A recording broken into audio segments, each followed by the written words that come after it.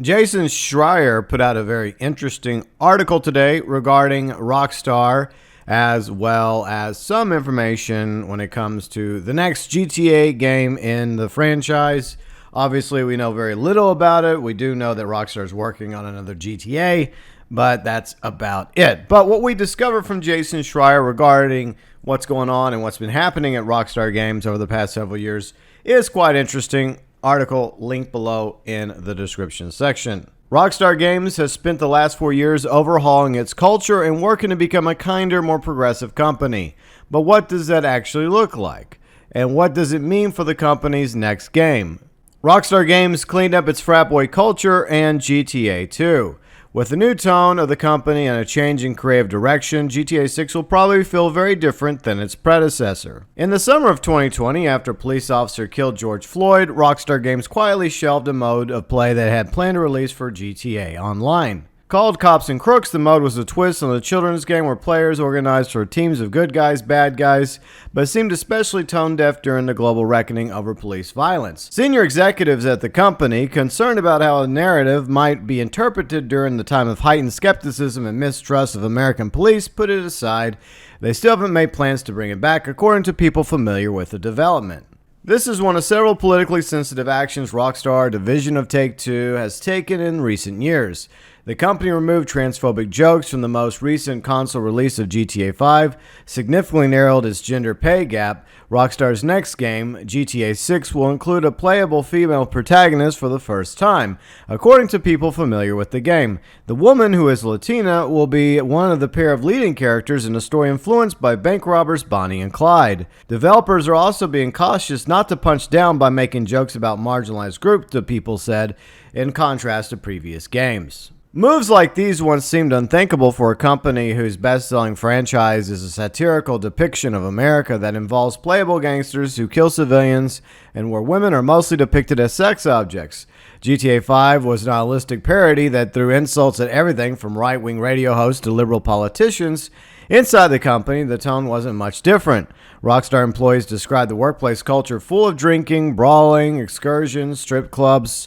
The company was an early symbol of industry-wide problem of long hours at the office known as crunch, in which staff were expected to be at their desks many nights and weekends in order to keep a game on schedule. That strategy was financially successful and turned GTA 5 into the second best-selling game of all time, with 165 million copies sold. It also led to burnout, attrition, along with public controversy in 2018 that prompted hundreds of Rockstar employees to speak out about difficult work environment. Since that outcry, Rockstar has attempted to reinvent itself as a more progressive and compassionate workplace. According to interviews with more than 20 people who worked there or left recently, all of whom requested anonymity because they weren't authorized to speak publicly. One employee described it as a boys' club transformed into a real company. A spokesman for Rockstar declined to comment. Can a kinder, gentler Rockstar still produce the chart-topping caliber of game that the studio has become known for? Some employees aren't sure. Morale across the company is higher than it's ever been, according to many staffers, but the development of GTA 6 has been slower than the impatient fans and even long-time employees have expected.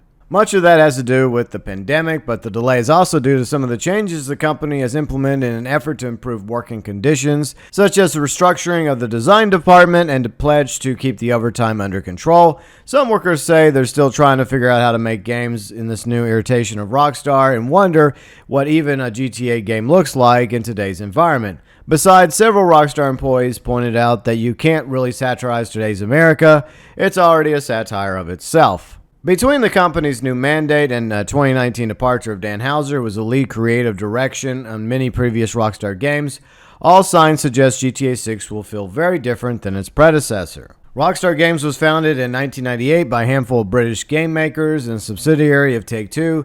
With 2001's GTA 3 and its sequels, the company revolutionized open-world video games and grew to employ of thousands of people with offices in California, New York, across UK, and beyond. GTA products accounted for 31% of Take-Two's $3.5 billion in total and physical revenue in 2022, according to company filings. The studio was built on the culture of 7-day work weeks, according to Jamie King, the founder who left after 8 years, but he said that some of the culture is unsustainable. Games like Red Dead Redemption, Max Payne 3 required some of the employees referred to as death marches, months to mandatory 14-hour days, weekends that took a toll on the employees' lives, mental health, and sometimes marriages. In October 2018, shortly before the release of Red Dead Redemption 2, Dan Houser, one of Rockstar founders, said his team had been working quote-unquote 100-hour weeks to finish the game. The comments, which Houser later walked back, were a tipping point for many employees. Similar complaints have rippled through the industry in recent years. Game developers working at Activision Blizzard, Riot Games, Ubisoft have all criticized their employers for issuing raging form of sexual discrimination and being overworked. Activision Blizzard is being sued by the state of California over allegations of sexual harassment and discrimination. While those companies have acknowledged their issues and vowed to change, none has done as much in response to a worker revolt as Rockstar, according to people across the company. The transformation of Rockstar includes changes to scheduling, converting contractors to full-time employees, and ouster several managers that employees saw as abusive or difficult to work with. When the pandemic started, workers received care packages, cloth masks, surprise bonuses. During the protests over the death of George Floyd, a black man who was murdered by police officers, the company said it would match donations to Black Lives Matter charities. Employees have been given new mental health and leave benefits. New policy called Flexi Time allows staff to immediately take time off every extra hour they work. And for the past 4 years, management has promised that excessive overtime won't be required for GTA 6, one of the most highly anticipated games by fans and investors on the planet. Sticking to that pledge has already prompted changes to the game. Original plans for the title, which is codenamed Project Americas, were for it to be more vast than any GTA game to date. Early designs called for the inclusion of territories modeled after large swaths of North and South America, according to people familiar with the plans, but the company reeled in those ambitions and cut the main map down to a fictional version of Miami and its surrounding areas. Rockstar's plan is now to continually update the game over time, adding new missions, cities on a regular basis, which leadership hopes will lead to less crunch during the game's final months. Still, the game's world remains large, with more interior locations than the previous GTA games, impacting the timeline. To help avoid overtime, Rockstar's also added more producers to keep track of schedules, a move that's mostly positive, developers said, but one that's also caused bottlenecks. Some employees say they found themselves waiting around to communicate through the middleman, or that it felt like multiple people were in charge, leaving them unsure over who would make the final call. Rockstar put in place a new management structure following the departure of former design director Imran Sorar, who was accused by several employees of bullying and verbal abuse. His position was filled by 3 other directors, creating what several people described as too many cooks situation where design decisions are frequently left in flux or contradict one another. Some core aspects of the game, such as combat, were still going through changes even as developers expected them to be locked down, employees said. Sorar didn't respond to requests for comment. Industry analysis anticipate the next GTA will be sometime in Take-Two's 2024 fiscal year, which runs from April 2023 through March 2024. But developers are skeptical. The game has been in development in some form since 2014. Although there are loose schedules in place, people interviewed for this article said they didn't know any firm release date and that they expect that the game will be at least 2 years away. Earlier this year, a group of designers quit Rockstar's Edinburgh office, telling colleagues they were sick of the lack of progress. Many others, however, say they're content to work at a company where there's little pressure to get a new game out the door. Grand Theft Auto 5, which came out in 2013, is the most profitable entertainment property of all time, thanks to its multiplayer counterpart, GTA Online. That unprecedented financial success has given Rockstar leeway to make sweeping changes and take its time on the next project.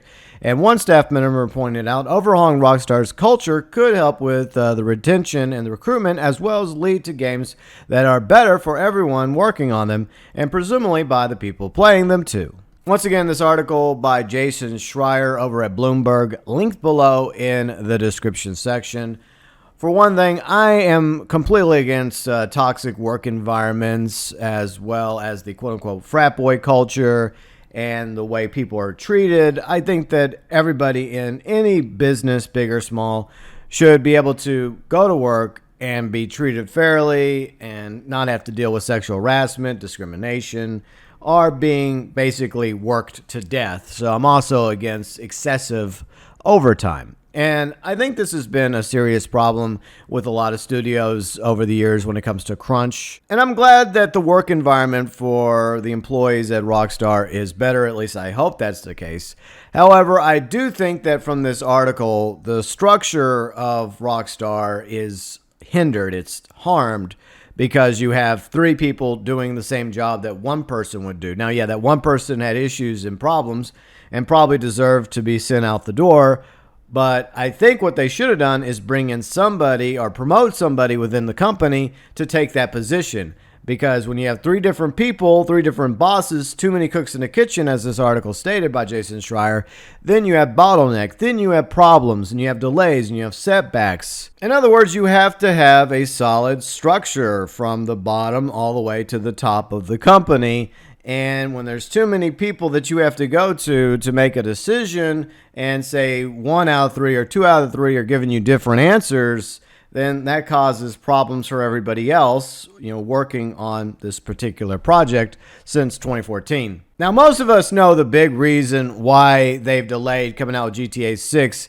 It's because of the financial success of GTA Online. Yeah, GTA Online was mentioned in the article by Jason Schreier, but I think that GTA 6 would have come out much sooner if it wasn't for how much money Rockstar and Take-Two made off of GTA Online. Not just with copies sold of GTA 5, now standalone copies of GTA Online on PS5, Xbox Series, but shark card sales, and now the GTA Plus subscription scam. Now, if that part about them reducing the size of the next map of GTA is true, I actually applaud that because I believe in quality over quantity. Obviously, you want a vast, big, open world, but you can make the world too big, and all the ridiculous leaks we've been hearing about, like it's going to be all these different locations like Vice City in Florida, as well as South America, Liberty City, and other parts of previous GTA games. It just seemed a little like large and ambitious and far-fetched. They even threw in Bulwer for some reason. But I think it makes more sense to go back to Vice City because a lot of GTA fans have been wanting GTA to go back to Vice City. Plus, it's GTA 6, allegedly, VI, which is the first two letters in Vice City. Just makes sense. Now, the sad reality is I don't think we're going to have Tommy Vercetti involved in the next GTA game.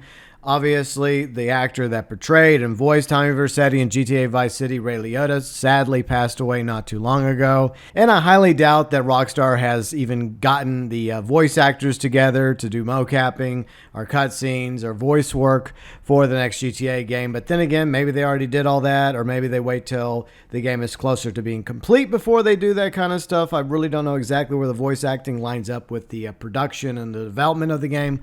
But there's also the other issue of universes, GTA 3D universe and GTA HD. And I get the feeling that the next GTA game is going to be in the HD universe, which means this will be a different Vice City than what we had in GTA Vice City. Obviously a different timeline because that was the 80s, and this is probably going to be set in the mid-2020s. But at the very least, I hope that Rockstar does pay some respect to Tommy Vercetti and Ray Liotta in the next GTA game, especially if it's going to be set in a modern-day version of Vice City. Similar to Hagen in Red Dead Redemption 2, because Hagen was the voice actor for Landon Ricketts in Red Dead Redemption 1, and he passed away in between Red Dead Redemption 1 and 2, and Rockstar named a mountain after him and another location on the map. Hopefully they'll do the same with Tommy Vercetti and Ray Liotta as well for locations or buildings or streets for the next GTA game. And for the record, I don't have a problem with a female protagonist. There's plenty of great games out there with female protagonists. I guess my concern is the writing itself. Now, you can find good writers that come on board that pick up the reins where Dan Houser left off, but will it feel like a Rockstar Games? Even some of the employees that were interviewed in this article by Jason Schreier have come forward and said that this is going to perhaps be a completely different GTA than its predecessors, which is concerning. And I love the satire, by the way. I want every side to be the butt of the joke, to be in the crosshairs, because that's fair. From the right to the left and everybody in between. That's just the way it's always been with the Grand Theft Auto franchise, and another reason why I've been a huge South Park fan over the past few decades. And I do agree that the timing of the Cops and Crooks update was probably going to be in very bad taste. And I do think that Rockstar's decision to hold back on the Cops and Crooks update after the tragic death of George Floyd was probably a good idea, but I do think that eventually they should consider putting out that update somewhere down the road. Maybe we'll get it sometime in 2023. After all, GTA is an M-rated game and is known for violence, and we're always dealing with the police in GTA Online on a regular basis. So if you want to be really sensitive about police in your video games, Rockstar, you should just remove all the cops and the wanted levels from GTA Online, but they're obviously not going to do that, and I don't want them to. So I think that eventually we'll probably see cops and crooks eventually make its way to GTA Online somewhere down the road. And when it comes to the release date of the next GTA game, I feel like 2024 makes sense, perhaps 2025.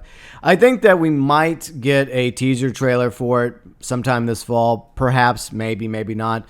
But it is concerning with the direction they may end up going with GTA 6 or whatever it's going to be called. Just like it was stated in this article, it looks like one of the protagonists will be female. She'll be Latina, probably a Cuban American, I'm guessing.